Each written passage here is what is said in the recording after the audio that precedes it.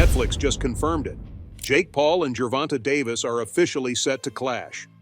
After beating Mike Tyson, yeah, you heard that right, Tyson, Jake just couldn't keep his mouth shut. He mocked Gervonta for his height and challenged him to be ready. Is there a height limit in boxing? Proud moment, isn't it? A YouTuber who's mastered the art of trash talk beat a living legend. And let's be real, it was by a few points in a unanimous decision. But Jake's pride-fueled mockery? Bad move. Gervonta isn't some random opponent.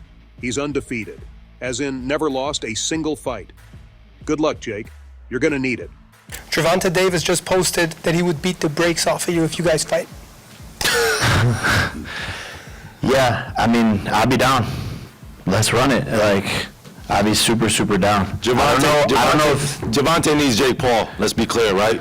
Jake Paul versus Gervonta Davis. Yeah, you heard it right. Netflix confirmed this matchup, and it's like they just strapped us into a rocket made of pure, unfiltered boxing drama. Netflix, the company that brings us comfort with endless binges and true crime documentaries, now wants to disrupt the world of boxing with a fight that feels like the plot twist nobody asked for, but everyone can't look away from. And guess who's at the center of it all? Jake Paul, the loudmouth YouTuber turned boxer, who by some miracle or the devil's finest work, has everyone talking. And true to his brand, Jake wasted 0 seconds before diving into his signature trash talk. This time he's picked on Gervonta Davis's height, asking, "Is there a height limit in boxing?" Classic Jake, the self-proclaimed villain, the internet's favorite problem child. When is Gervonta Davis going to go somewhere in the pound for pound? Anui deserve to be in the pound for pound? Absolutely. Do Terrence Crawford deserve to be in the pound for pound? Absolutely. But what about Gervonta Davis? He deserves to be somewhere also in the pound for pound. Why don't they give him that credit? Because he was affiliated with me. Let's talk about Jake Paul for a hot second, shall we? Jake burst into the boxing scene in 2018, and honestly, it felt like a prank gone wrong that we're all still living through. The guy's boxing resume is more like a celebrity roast lineup than a credible fight card. He took on Tyron Woodley, sure, a great MMA fighter, but not exactly boxing royalty, knocked him out in their second match, and then he fought Anderson Silva. Respect to Silva for being a legend in MMA, but he's not exactly in his fighting prime anymore. And Jake, because he has a flair for the ridiculous, even stepped into the ring with Mike Tyson, who at 58 could probably still end lives with one punch, but isn't exactly a title contender in 2023. Just a quick word for you, if I may, for the people at home. We want to hear from you. Can I get a quick word? Just a sec, all right? Okay, no problem. Yeah, Jake's 8-1 record with 6 knockouts might impress his YouTube fans, but let's be real. He's not fighting the best of the best. Jake Paul's biggest weapon isn't his right hook. It's his ability to make headlines, and he's brilliant at it. But that doesn't mean we should pretend he's on the path to becoming a boxing legend. His matches are spectacles, glorified exhibitions dressed up as something more significant. And then we have Gervonta "Tank" Davis. You want to talk about a real fighter? Here's a guy who isn't posting videos for clout. He's stacking knockouts like he's got a quota to meet. Tank Davis, at 29 years old and an absolute menace, boasts an undefeated record of 29 wins with 27 knockouts. Yeah, you read that right. 27 knockouts. Tank doesn't have time for Jake Paul-level theatrics because he's too busy dismantling actual boxers. Floyd Mayweather himself mentored this dude. I've always been there for him from day one. We had a game plan, and my game plan was to help him become world champion and take things to that next level. We're talking about a perfect blend of lethal power and technical mastery.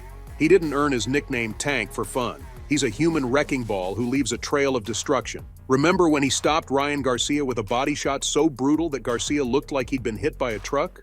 Or when he sent Leo Santa Cruz to the canvas with an uppercut that probably still haunts Santa Cruz in his sleep? Tank Davis doesn't play games. He fights like he's settling blood feuds.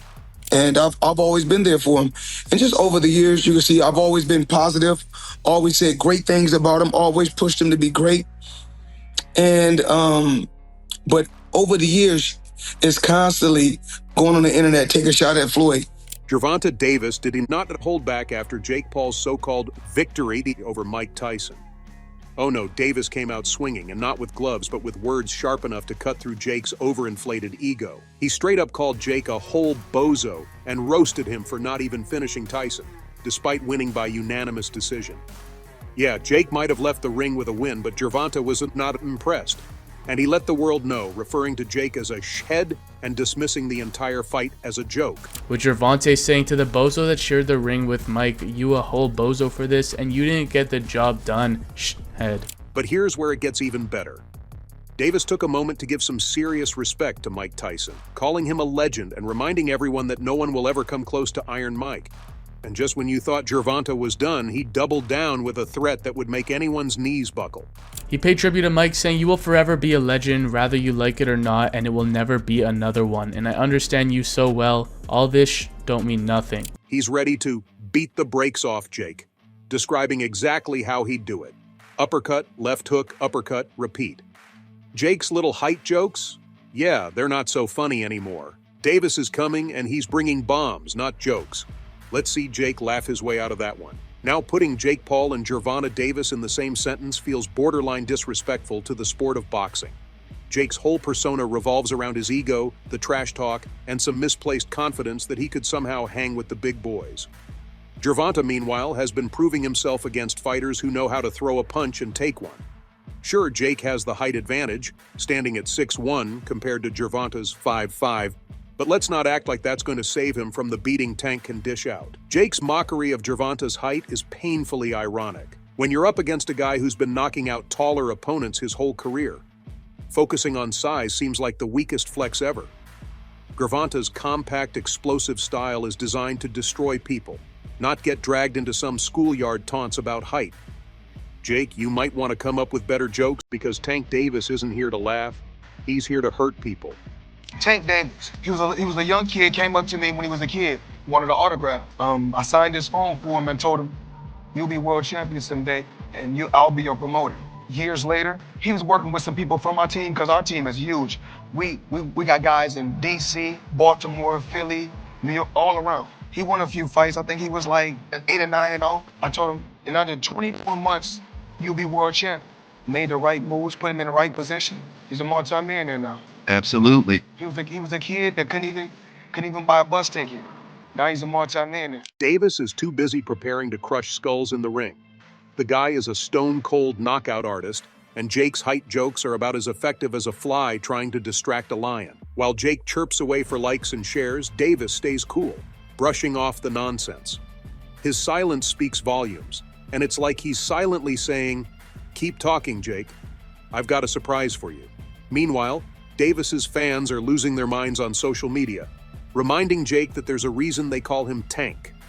They know Davis has taken down plenty of taller opponents, and he's got no problem sending Jake back to YouTube with a black eye. Breaking it down further, we've got two wildly different styles clashing. Jake Paul fights with brute force, trying to land one big, game-changing punch. He's all about power and strategy, waiting for his moment to go for the knockout.